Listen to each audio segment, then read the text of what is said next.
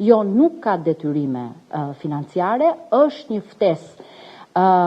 nga presidenti Trump, pra e drejt për drejt, nuk ka angazhim tjetër përveç se angazhimit të shpallur botërisht dhe që ne sot e deklarojmë për marrjen pjesë në këtë bord,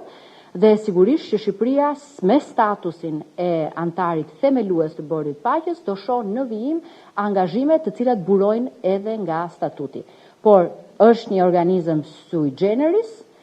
por që as pak dhe për asnjë arsye nuk i kundërvihet Kombeve të Bashkuara, përkundrazi rrjedh nga një rezolut e Kombeve të Bashkuara mbi krijimin e Bordit Paqes, por edhe mbi implementimin e planit Trump për paqen në Gazë. Duhet pranuar se kjo ftesë është një vlerësim i lartë për rolin e ri që Shqipëria ka marrë ndër vite në çështjet e paqes, sigurisë dhe stabilitetit në rajonin ton, po sigurisht edhe në gjirin e organizatave ndërkombëtare.